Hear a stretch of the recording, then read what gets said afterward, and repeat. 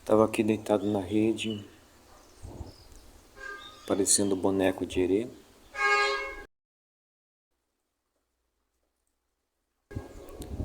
Ouvindo a música, os cantos da Mãe Terra, que agora não está tocando mais porque eu tirei o celular. Sentindo o vento, olhando o céu. Comecei a lembrar das coisas quando eu era criança.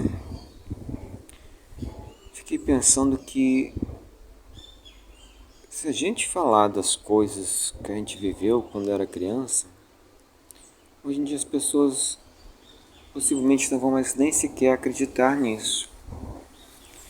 Não vão conseguir aceitar como verdade certas experiências que a gente teve na infância. Nós morávamos afastados da cidade, era um interiorzão mesmo. Eu lembro que eu tinha 3 verrugas na mão esquerda. Aí meu pai e minha mãe falando para mim fazer um pequeno corte para sangrar a verruga e colocar um grilo a comer. Eu estava no meio da roça, grilo que mais tinha. E eu, como criança de 7 anos, olhando aquilo, aquela fala deles, não duvidei, nem acreditei que é natural da criança. A criança ela é mais receptiva. E aí entram os pontos vitais dos ensinos de Jesus para nós sermos como as crianças. Porque a criança mentalmente normal, entre aspas, segundo a medicina, ela é 100% receptiva. 100% receptiva. Ela não tem os crivos, as barreiras emocionais, energéticas que nós temos, adultos.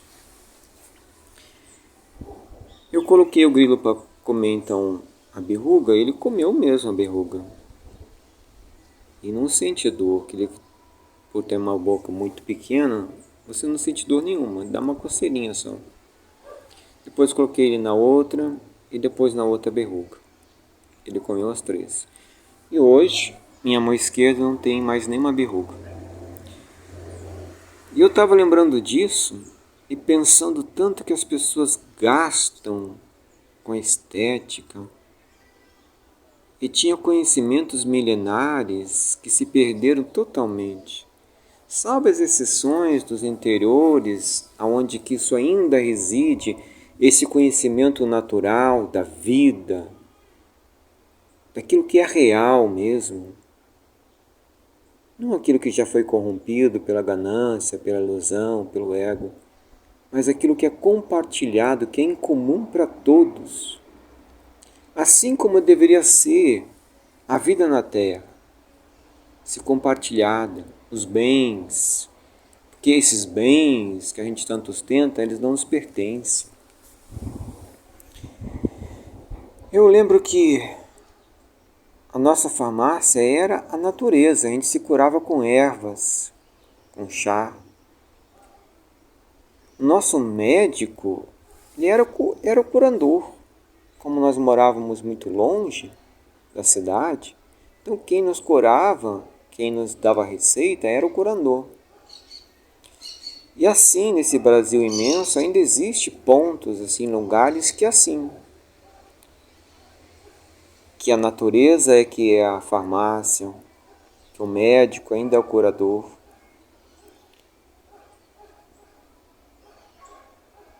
Com a modernidade, com essa tecnologia desenfreada e não talhada pela lógica e pela sabedoria, muitos desses conhecimentos milenares, ancestrais, eles acabaram se perdendo.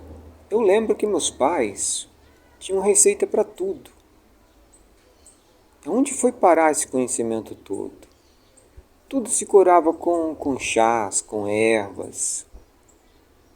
E realmente as pessoas se curavam, de verdade, elas se curavam mesmo.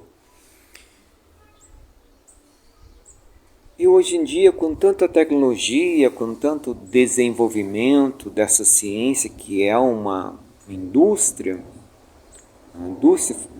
uma indústria farmacêutica voltada para o controle da submissão da sociedade e tudo mais, com tanto desenvolvimento no campo da tecnologia, as doenças se proliferam muito fácil, se expandem, tomam conta, seja as doenças do espírito, doenças da mente, a doença do corpo. E naquele tempo era difícil ver alguém que tivesse uma doença. E quando essa doença se manifestava, logo procurava o curador, aí entrava com as ervas, com chás, e em pouco tempo a pessoa se restabelecia. Penso que nós precisamos voltar a esse tempo. Não estou dizendo negar a tecnologia e negar as coisas que vieram para o benefício da humanidade, não. Uma coisa não exclui a outra de fato mesmo. As coisas precisam se entrelaçar, precisam estar unas, assim como aquilo que conceituamos como religião e ciência, que no passado eram fundidas, lapidadas pela sabedoria, que o primor do passado era a sabedoria. O objetivo da ciência do passado era a sabedoria. O objetivo da espiritualidade do passado era a sabedoria. Claro que eu estou me referindo aos tempos de iniciação. Não estou falando desse comércio que se desenvolveu em torno de uma falsa espiritualidade. Aqueles que desenvolveram a ciência, desenvolveram o pensar, a filosofia, que desenvolveram a ciência no passado, eles eram nutridos por uma consciência lúcida, sabendo quem eram, por que estavam aqui na matéria, qual era o destino que eles deviam ter, se manifestando aqui como seres intermediários de uma força suprema. Depois, com o tempo, tudo isso virou lenda. Mas hoje em dia nós temos a necessidade de voltar de novo para a ciência verdadeira, para a espiritualidade verdadeira, porque as pessoas estão cansadas de ficar tentando se achar, tentando se curar. Não se acham, não se curam. Porque enquanto não houver essência, enquanto não há verdade, não houver verdade, não há cura verdadeira. Não existe libertação verdadeira. Porque todos esses artifícios, todas essas questões externas que supostamente trazem alguma coisa, tornam-se apenas como se fossem distrações. Que depois de passar por aquela experiência, a pessoa vai ter necessidade de uma outra experiência, mas no seu íntimo ela sente que ela está estagnada, que ela está parada, que as coisas internamente não se modificaram. Basta um gatilho emocional mais denso e aquelas coisas camufladas, reprimidas, afloram com uma força capaz de tirar o juízo, tirar o norte e deixar a pessoa totalmente vulnerável, exposta a diversos comportamentos adoecidos, que ela achava que já tinha suprimido, que ela tinha resolvido. Na verdade, ela suprimiu. Mas ela acreditava que ela tinha se curado, que ela tinha se liberto. Então, não custa nada. Não custa nada a gente se olhar com mais atenção. lembrar que as melhores coisas da vida, elas são compartilhadas, elas são de graça. Elas são um estado de graça. Elas são literalmente um estado de graça. Porque elas pertencem a todos. Esses mananciais supremos que existem, eles pertencem a todos, a todos. Por mais que o homem tente se adonar, por mais que o homem tente subjugar essa força suprema a seu bel prazer, de tempos em tempos o homem é frustrado. As grandes nações caem, as grandes lideranças caem, tudo torna-se história, lenda. Cai no esquecimento da memória e com o tempo tudo se apaga. Não nos enganamos tanto a ponto de tentar subterfúgios que de certa forma nós sabemos são como uma anestesia, são como um comprimido para dor. Tira a dor, é verdade. Tira a dor mesmo, às vezes, nem sempre. Mas a causa continua lá. E como a causa continua dentro de nós, vai ter outros eventos, outras experiências que vão animar de novo, que vão evocar essa causa de novo, para que nós tomamos consciência da causa e de nós. Por mais estranho e mais absurdo que seja falar de coisas simples, por mais que as pessoas comecem a ridicularizar, a botar como algo estúpido até, é necessário falar daquilo que nós precisamos de verdade. É necessário clarear um pouco o pensamento e compreender que aquilo que nos está faltando hoje é essa essência do amor. Do alto amor, do amor em família, do amor em sociedade. E de tantas outras coisas que nós ansiamos e buscamos infinitamente, como se fosse um ciclo que nunca se acabasse. Todas essas coisas já são em nós. É preciso só tirar o véu, esse véu, essa teia de um mundo de informações adornadas de personalismo, adornadas de aquilo que se chamava antigamente de um bezerro de ouro, que é a estupidez humana nutrida, criando raciocínios lógicos em aparência, mas que em essência, diante das intempéries da vida, esses raciocínios lógicos se desfazem. E aqueles que apresentam solução para tudo não conseguem nem solucionar suas próprias vidas. Irmãos e humanidade que ensinam os outros a prosperar, prosperando justamente com a escassez dos outros, alimentando as ilusões, as paixões dos outros. O mundo está cheio de enganos. E a necessidade de olhar para nós mesmos e perceber com clareza se nós também não somos esse engano, se nós também não estamos nos traindo, nos iludindo.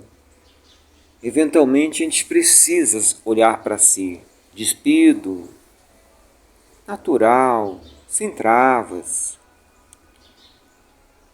e ter um diálogo sincero conosco mesmo, fraterno, lúcido e consciente, não ingênuo.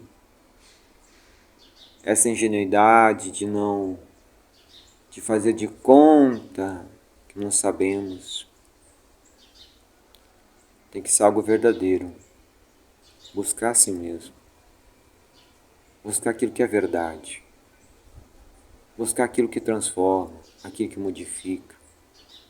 Só o fato de buscar com sinceridade já faz de nós tantas outras ofertas que o mundo traz que simplesmente ocupam tempo e enche a cabeça de coisas que já estamos ficando saturados. Que a força do Divino Sol, da Divina Lua, da Mãe Terra, que no passado nós reverenciávamos com tanta lealdade, porque nós tínhamos a consciência do que é a Terra, do que é o Sol, do que é a Lua, que a gente possa voltar a essas raízes. E se você acha que esses ensinamentos eles se perderam totalmente, observe as grandes religiões que existem na Terra, as três maiores, aquelas que mais influência têm em nosso comportamento: judaísmo, cristianismo e os muçulmanos. Os judeus consagram o sábado, que é o dia de Saturno. Colocam sobre sua cabeça o cubo de Saturno. Cubo de Saturno. Isso passa despercebido. Os muçulmanos andam em volta do cubo de Saturno e no alto tem a Lua. Religiões que se mantêm no ciclo lunar, não seguem o ciclo solar, mas o ciclo da Lua. Há muitas religiões assim no mundo ainda, que consagram o tempo da Lua, a influência da Lua sobre nós. O cristianismo, que as pessoas acreditam que aboliu esses conhecimentos iniciáticos, esses saberes das esferas superiores, que através da manipulação e da consagração de energias permitia certas experiências, muitos acreditam que o cristianismo... Estou lendo o gatinho. Que o cristianismo simplesmente aboliu tudo isso. E aí nós vamos para a cruz. A cruz. A cruz, que nada mais é do que o cubo de Saturno aberto. Quando você fecha a cruz, ela vira um cubo. E a cruz representa a matéria. A matéria, assim como o cubo de Saturno representa a matéria. Veja, o ensino é o mesmo. O cubo de Saturno representa a matéria. A cruz representa a matéria. Então é por isso que na cruz se morre. A simbologia em torno de Jesus, que ele morreu na cruz, é a simbologia da morte, que é na matéria que a gente morre. Que morre essa matéria.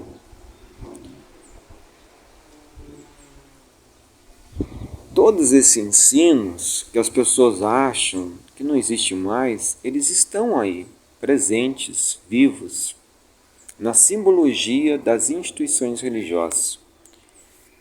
Todas as instituições religiosas têm símbolos. Entre numa igreja católica, comece a observar a simbologia. Vá na mesquita, observe a simbologia. Vá num qualquer lugar que se for, no templo muçulmano, observe a simbologia. Se você não quer ir fisicamente, hoje em dia dá para aproveitar a internet para fazer pesquisas e começar a entender que no fim, resumindo tudo parte do mesmo ponto. Tudo partiu do mesmo ponto e continua nesse mesmo ponto. Todas as grandes religiões do mundo partiram do mesmo ponto. Seus símbolos falam das mesmas coisas. E aí fica a cada um o direito de ver ou não ver, de saber ou de não saber. A gente tem o hábito de dizer que a Igreja Católica ocultou o conhecimento, distorceu as Escrituras. É um fato histórico. Mas quem de nós tenha vontade de ir atrás, de procurar entender, de procurar saber o que houve de verdade. Então não adianta apenas a lástima, tem que ter uma atitude que nos dê direção. Embora a Igreja Católica tenha feito tudo o que fez, mas ela manteve a verdade viva nos símbolos. Nos símbolos. Ela também manteve a história de Jesus viva.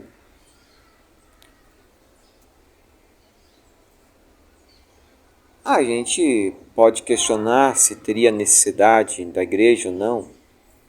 Certamente, se não tivesse sido a igreja, não tivesse tido a ruptura da espiritualidade iniciática no passado, talvez as coisas teriam ido para outro rumo, noutra direção, e tudo seria diferente. Mas a questão é que já está feito. Já está feito. O que nós podemos fazer daqui para frente é saber como nós queremos caminhar como humanidade daqui para frente. Qual a direção que a gente quer ter? Individual, na família, na sociedade.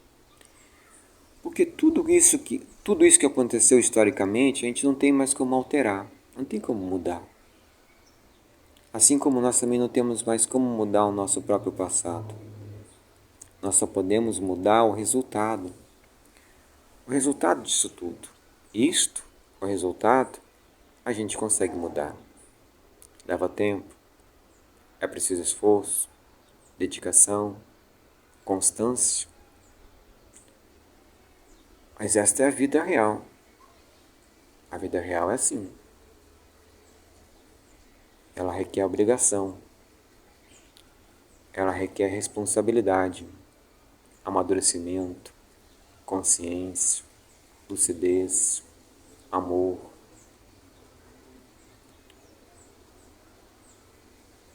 E lembrar das ordens supremas, lembrar de Jesus, de Mãe Maria, do Patriarca São José e de todos aqueles que nos antecederam, mantendo o conhecimento, a sabedoria ainda viva, as ordens iniciáticas, que no tempo certo vão se abrir, vão se expandir, aprendendo a respeitar o que foi, aprendendo a honrar o que é agora, é que a gente modifica esse panorama. Tudo isso.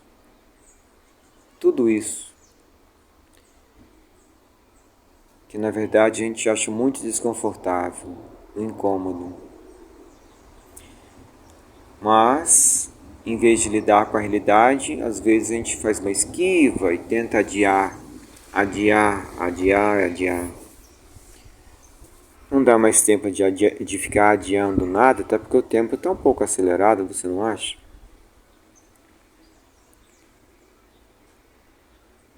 Que possamos buscar essa natureza de novo, essa autenticidade, essa coisa ingênua no bom sentido, de se permitir, de viver, de sentir as coisas, de ser espontâneo, de ser natural, de ser quem nós somos. Hoje, com tanta proposta, tantas falsas ideologias, se percebe que o ser humano tem muito medo do julgamento, medo do que os outros pensam, do que os outros acham. E às vezes vai criando diversos fantoches para viver na sociedade, para viver no trabalho, para viver em casa, para viver no campo supostamente espiritual.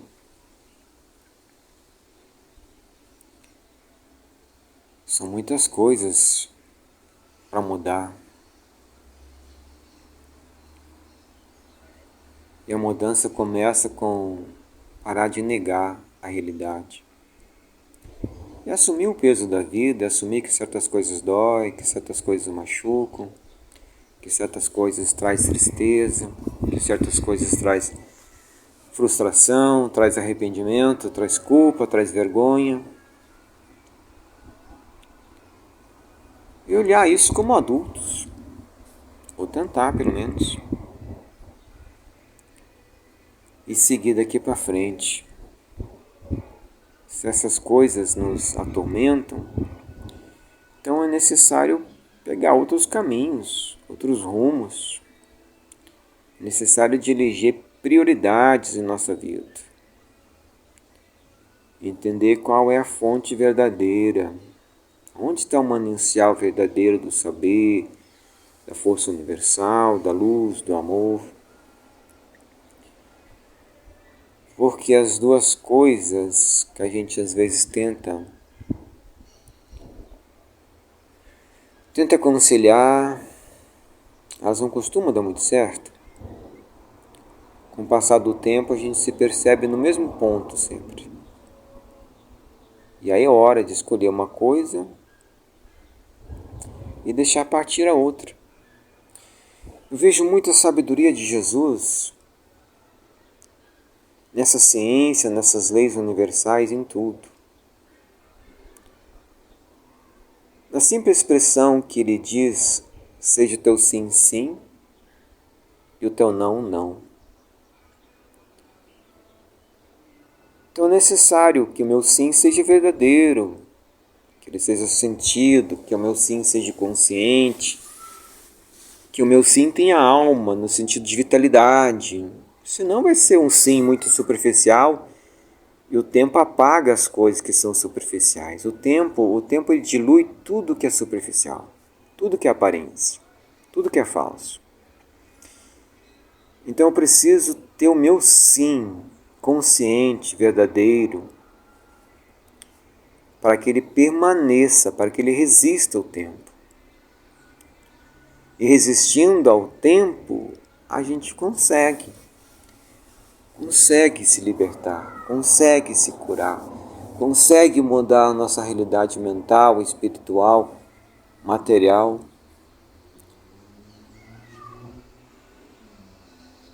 E que o nosso não,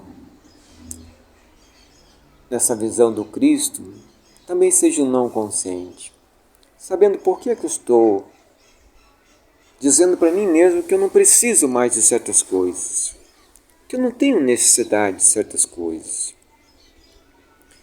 que eu não tenho necessidade de uma casa grande, de um carro bonito, de um celular da última moda, de uma roupa diferente, de aprovação social, de aprovação no contexto religioso. Eu preciso ter consciência verdadeira. Para o que eu vou dizer que eu não preciso mais? Para que o meu não seja consciente também. Porque se eu disser que eu não tenho mais necessidade e não for uma consciência lúcida em mim, quando menos eu me perceber, eu vou estar envolto daquelas mesmas experiências, daquelas mesmas energias. Eu vou sentir aquela dor de novo, aquela angústia, aquele medo, enfim. Examinar a sabedoria de Jesus é uma grande chave de libertação, principalmente o Sermão da Montanha. Eu nunca vi nas igrejas o Sermão da Montanha ser estudado.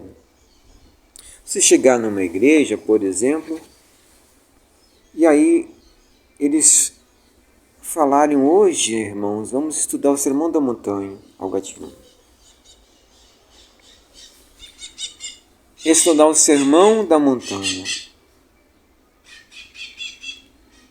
Por que o Sermão da Montanha não é estudado? É porque no Sermão da Montanha estão os segredos da vida universal, estão os segredos do ser, os segredos da verdade, os segredos da libertação. Se o Sermão da Montanha fosse introduzido no nosso intelecto de uma forma lúcida, com sabedoria, com amor, iria modificar tudo que existe na Terra. Só o Sermão da Montanha. O Sermão da Montanha, na verdade, é a ameaça para o sistema que vigora. O sistema da falsa espiritualidade.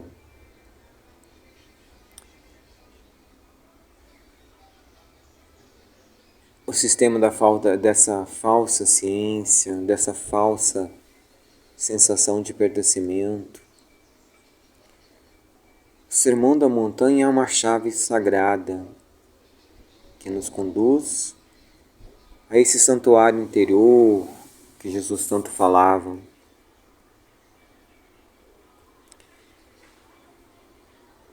Conduz até a clareza do pensamento a ponto de compreender a simbologia.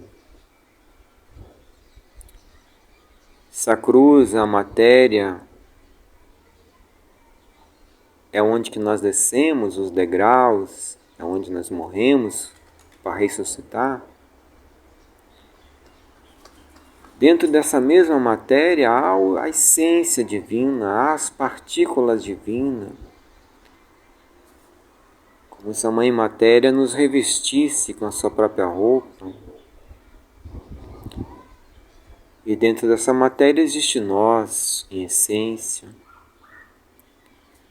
E é justamente nessa dualidade que a gente precisa encontrar a verdade.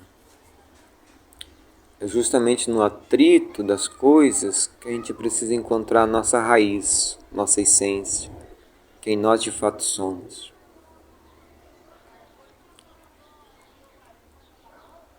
No judaísmo existe um conhecimento que ele é oriundo, na verdade, do Egito,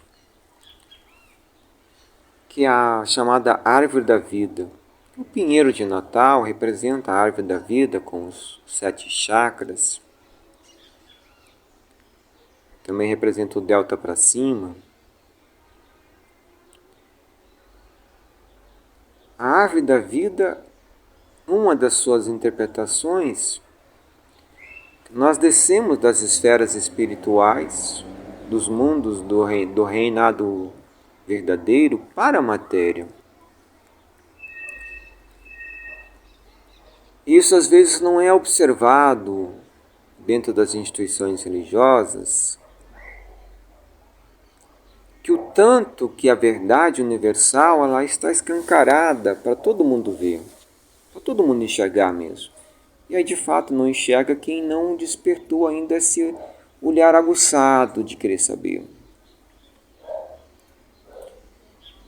Uma das coisas mais interessantes ao longo da história é que se nós observarmos as abordagens mais recentes, a exemplo do Espiritismo, o Espiritismo ele é muito mais próximo da origem daquilo que supostamente norteia o mundo cristão. Eu digo supostamente porque o mundo cristão nega as origens. O mundo cristão adora uma trindade que nada mais é do delta do Egito, a força soberana, a matéria e o espírito, em uma das suas leituras, em uma das suas interpretações. A Santíssima Trindade não foi criada pela Igreja, e ela também não se encontra nos textos não originais, mas nos textos mais primitivos. Não se encontra a Santíssima Trindade, não se encontra o Espírito Santo. A palavra que existe em grego é um Espírito Santo. Um Espírito Santo. E a Igreja compilou a estrutura para continuar mantendo os rituais do saber que eram predominantes naquela época. Então, naquele período havia os rituais do sagrado feminino e do sagrado masculino. E aqueles que pensaram na estrutura da igreja acharam mais interessante que predominasse a figura do homem e que a figura da mulher, da mãe, do sentimento, da sabedoria fosse simplesmente esquecida. Porque o Império Romano tinha sede de poder, ele queria domínio, ele queria dominar. E a melhor forma de dominar é através do pensamento. A maior forma de escravizar as pessoas é através do pensamento. E assim a igreja assumiu essa postura do masculino, adotando o calendário solar, levando o seu culto para o dia de domingo, que representa o dia do sol, levando a data de nascimento de Jesus para o 25 de dezembro, que é o dia do sol, o dia do Deus solar. É uma coisa evidente, mas só sabe quem busca, só sabe quem quer. Então, nessa força masculina, a igreja predominou, a igreja subjugou. E ao mesmo tempo, como disse antes, ela preservou os ensinos sagrados, na sua simbologia e também de uma forma oral, de suas escritas. Os ensinos estão aí, presentes. Eu digo isso porque houve uma ruptura entre o ensino primário, sobre a base daquilo que as instituições cristãs supostamente se alimentam. A base do cristianismo é o judaísmo. Assim como o judaísmo ele é oriundo de outros pensamentos da Babilônia, uma mescla do mitrismo, do zoroastrismo. Principalmente o zoroastrismo teve muita influência na formatação das religiões, assim como o mitrismo também teve muita influência. E às vezes nós não percebemos isso, até porque a maioria não quer nem saber mesmo, não quer saber de absolutamente nada. A grande maioria de fato não quer saber. E aí, quando a gente não quer saber, nada nos faz saber. Então essa origem do cristianismo, que tem muita raiz no judaísmo, no zoroastrismo, no mitrismo, nós vamos pegar o judaísmo. Quando nós comparamos as instituições cristãs com o judaísmo, a gente vê ideias muito divergentes. Os judeus acreditam num Deus diferente dos cristãos, na concepção, no entendimento. Os judeus acreditam no eterno, os cristãos acreditam na Trindade. Os judeus, em sua talvez maioria, acreditam em reencarnação, que era um ensino de todos os tempos, mas era um ensino que estava muito presente do tempo de Jesus, a reencarnação. Gilgal, a roda da vida, era um ensino que estava muito presente. Os ensinos dos essêmios, o povo essêmio, por exemplo, que tinha essa espiritualidade verdadeira, essa conexão profunda com a vida, estavam muito presentes no tempo de Jesus. Eu digo isso para a gente se atentar aos ensinos que existiam no tempo de Jesus e antes de Jesus também. E quando nós comparamos as instituições cristãs com esses ensinos, com aquele tempo, com a base, elas são muito diferentes. As crenças são diferentes. O sentido da vida é diferente. O entendimento de Deus, da espiritualidade, é diferente. Mas quando nós olhamos o Espiritismo, que antes eu havia mencionado, para chegar até aqui, o Espiritismo é muito similar com as bases, com os ensinos dos essêmios, com o judaísmo, porque o Espiritismo ensina a reencarnação, assim como a maioria dos judeus ensina a reencarnação, como era no tempo de Jesus, esse ensino difundido pelos essêmios, que falava sobre a reencarnação, e a questão da árvore da vida, das dimensões, dos outros planos e tudo mais. É muito similar do Espiritismo com as doutrinas do passado, que formaram a estrutura da Bíblia. A divergência está na superfície. Quando nós aprofundamos o olhar, olhamos mais atentamente, a gente vê que a essência, o ensino é o mesmo. Diverge por fatores da cultura e até uma linguagem, às vezes, que é uma linguagem para o povo. Porque a linguagem para o povo é uma. É a linguagem para aqueles que conhecem, que sabem, é outra. E por isso é tão difícil, às vezes, compreender certas coisas. É preciso estar dentro, é preciso dar sentido às coisas que a gente não entende, é referente a uma doutrina, por exemplo. É necessário estar lá dentro.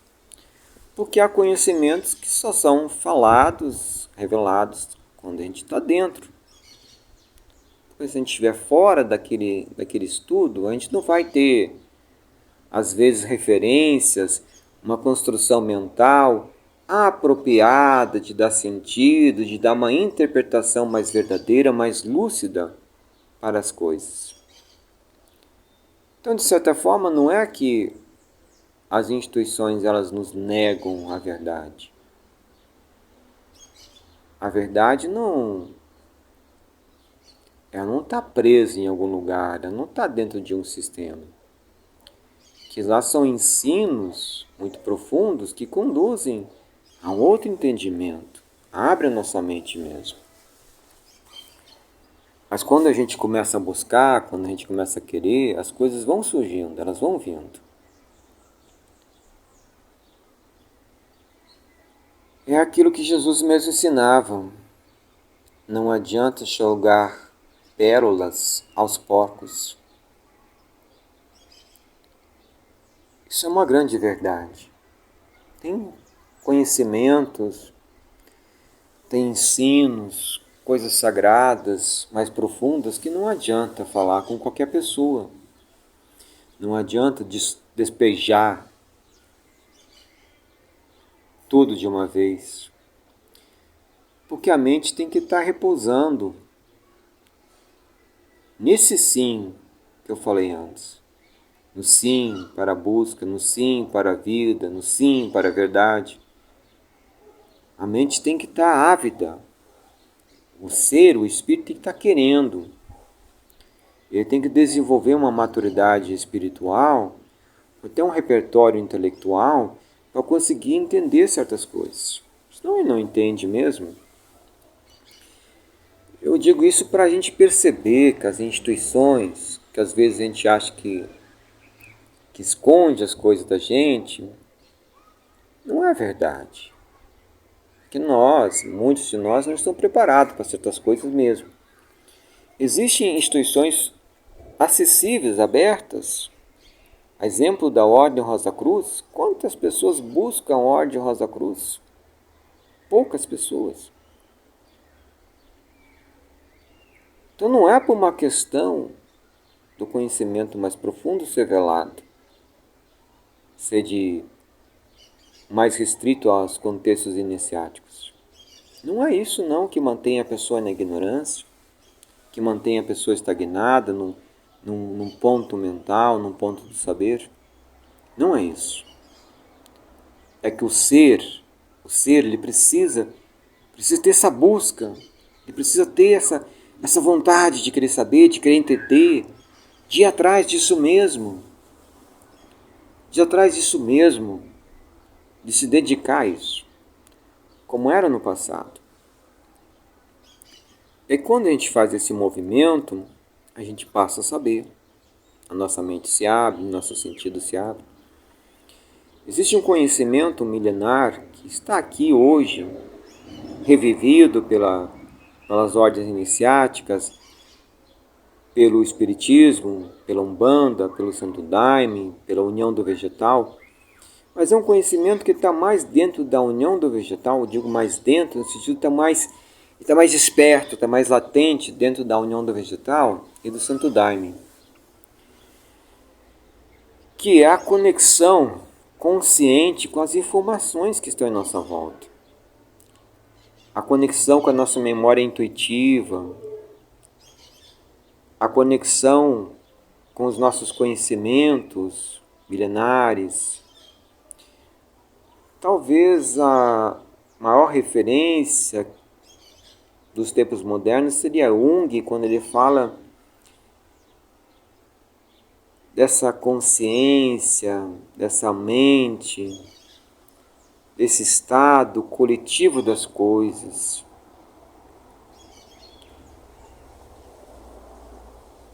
Jung, como estudante que era da alquimia, do espiritismo, da Rosa Cruz, da maçonaria, ele trouxe conhecimentos espirituais com certo pudor, no meu entendimento, para dentro da psicologia, para dentro das ciências do mundo subjetivo. E é um conhecimento muito válido, pouco compreendido, mas muito válido. Jung, de fato, não disse tudo o que ele sabia, que ele podia dizer. Mas quando ele fala dessa memória coletiva, de certa forma ele está falando do fluido cósmico universal, dessa malha do conhecimento, do mundo das ideias, do campo das manifestações do pensamento coletivo. E aí, no Espiritismo, isso vai ter uma outra abordagem, que a gente vai dizer de regiões, de somatórios, de mentes que criam realidades. Ao mesmo tempo, esse conhecimento, essa memória coletiva, é um manancial do saber. Todas as experiências, todo o conhecimento que já existiu na Terra, está aqui, na psicosfera da Terra. E está acessível. Então, os irmãos, por exemplo, da União do Vegetal, do Santo Daime, quando eles consagram a ayahuasca, o Daime, esse bloqueio da mente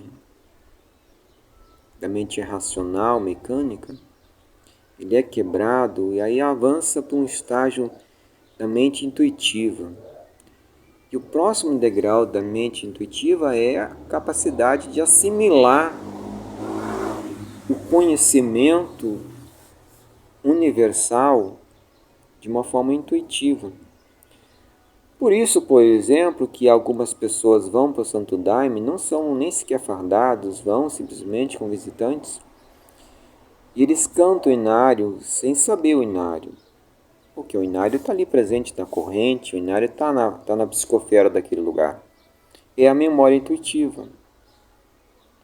Essa capacidade, esse atributo intuitivo que a gente tem.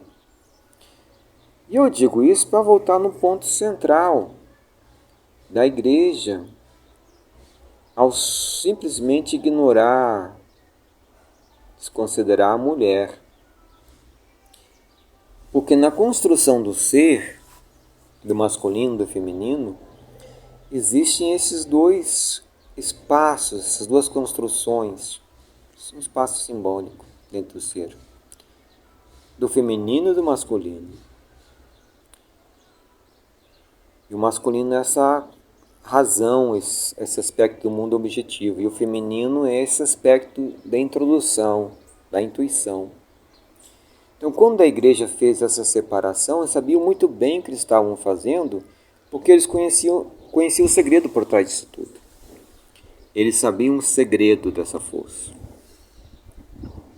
Por isso que deu tão certo, entre aspas, a igreja dominar durante muito tempo.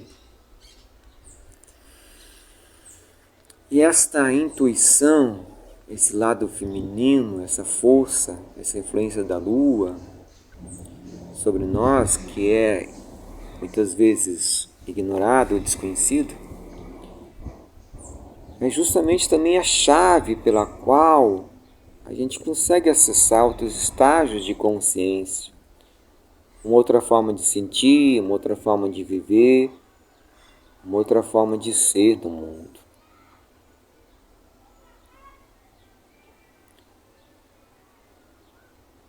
Talvez isso aqui para muitas pessoas, para a grande maioria, seja um devaneio, seja um momento meio hippie.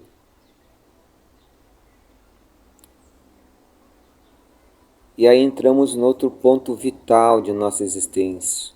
Os julgamentos, os pré-julgamentos, as nossas projeções para fora. Por isso que a verdade nos escapa o tempo inteiro.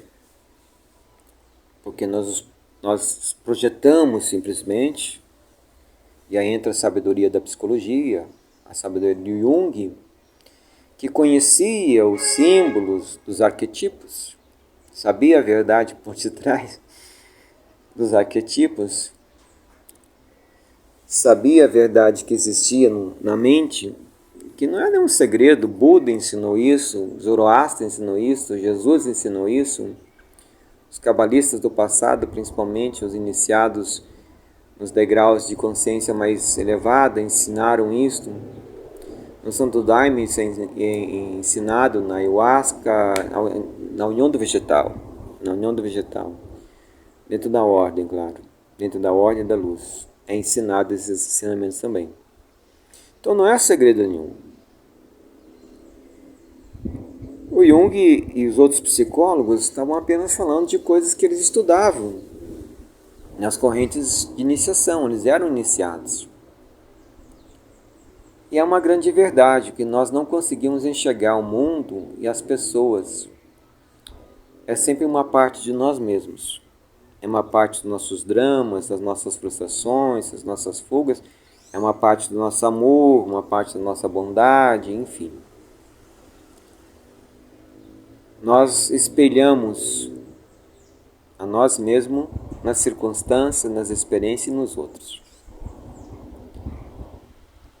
E aí vem mais uma vez a sabedoria de Jesus. Sede como as crianças.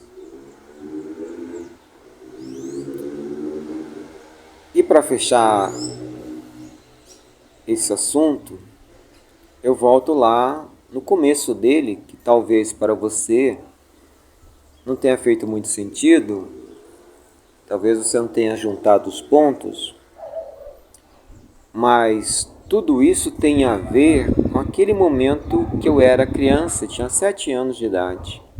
Estava lá no meio da roça, olhando as minhas verrugas, e meu pai e minha mãe dizendo: faz ela sangrar um pouquinho, coloca um grilo, o grilo vai comer essas verrugas.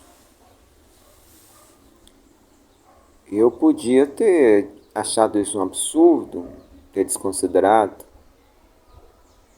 e futuramente ter achado outra forma de eliminar as verrugas. Mas eu, como criança que era, 7 anos de idade, olhando 2 adultos, dentro do meu repertório ainda primário, do meu repertório de uma criança do interior, olhando 2 adultos falando isso, e eu simplesmente resolvi tentar. Não custava nada, eu estava ali, era criança. Eu resolvi tentar. E deu certo. Era verdade. Era verdade. E assim é com tudo em nossa vida. É com tudo. É a forma que a gente sente, é a forma que a gente pensa, é a forma que a gente faz as escolhas. Então, por mais que a gente tente negar a sabedoria ancestral, por mais que a gente tente negar as verdades universais, as leis soberanas, por mais que a gente tente negar o Evangelho de Jesus, e não aquilo que o homem fez em torno de Jesus, mas o Evangelho verdadeiro, límpido, lúcido, libertador, por mais que a gente ignore, tente resistir, a nossa vida volta nesse ponto sempre. de tomar uma decisão verdadeira, de escolher entre um caminho e outro. E às vezes as pessoas acham que, vou ter que parar com isso, vou ter que parar com aquilo. Bom, isso vai de acordo com o seu grau de consciência. Não estou falando disso. Eu estou falando da busca, de estar a caminho, de estar no caminho. Que quando a gente está no caminho, com o tempo a gente vai eliminando certas necessidades aparentes. É importante estar no caminho, é caminhar todo dia caminhar. Esse é o segredo dos grandes sábios, é o segredo que Jesus ensinava. Sedes fiéis até o fim. Sedes fiéis até o fim. Privar-se de uma coisa da matéria ou não, isso é escolha de cada um. O que não dá para negar é que tudo tem consequência. Tudo tem consequência.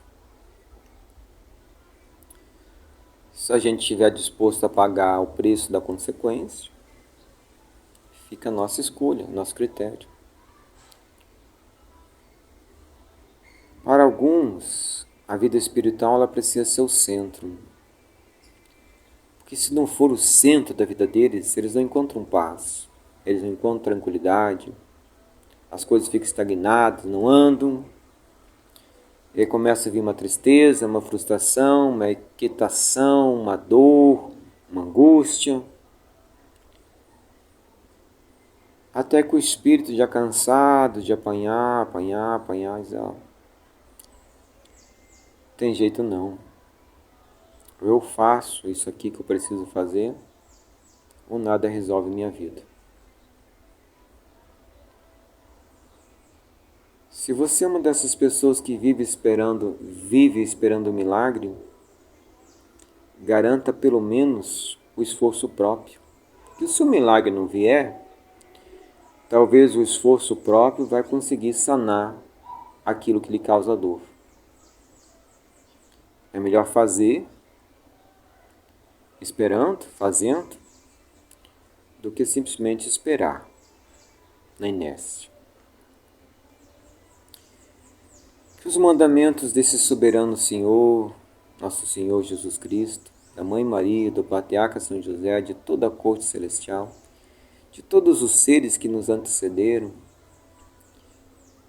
que o juramento que eles fizeram perante o altar da consciência possa refletir em nossas próprias existências, clareando nosso pensamento, nosso entendimento, clareando nosso caminho, nossas escolhas, nos dando a direção certa. E aí entra um manual, que é o Evangelho, bem compreendido, bem sentido e, acima de tudo, edificado. Haja mais luz, haja mais amor, que a gente possa voltar de novo a contemplar a medicina natural das plantas, a fazer como no passado as pessoas faziam, e por isso que eu lembrei para você que esse conhecimento ele não se apagou. A igreja preservou a cruz. Os muçulmanos andam em volta do cubo de Saturno, assim como os judeus colocam o cubo de Saturno sobre a cabeça. Nós temos o calendário do Sol e da Lua, do feminino e do masculino. Nós possamos ter esse olhar mais atento para entender a conexão de um ponto para o outro. Estamos mais atentos no presente, vivendo o presente, estando presente, mentalmente, espiritualmente, em termos de energia, sentido e afetividade. Possamos ser nós mesmos, libertos do que nos oprime, buscadores incessantes do caminho, mas, acima de tudo, manifestando os ensinos do amar o próximo como a si mesmo, que é o resumo de tudo. O resto é repertório intelectual, para nos fazer acreditar, enxergar a verdade tão simples, a verdade tão simples, tão singela, que o segredo de tudo, da solução para tudo em nossa vida está em amar. Amar. A Madre Teresa, ela via todo dia essa frase, ou algo semelhante a isso. Amarás seu próximo como a ti mesmo.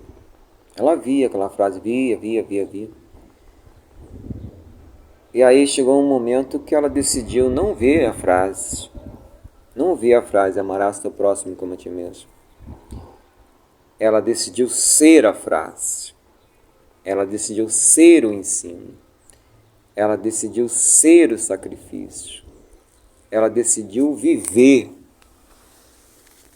Viver de fato a experiência, essa experiência do amor. Mas ela precisou ver essa frase incessantemente.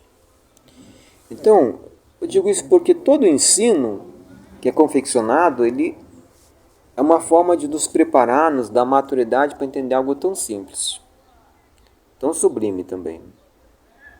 Que o segredo de tudo está no amor.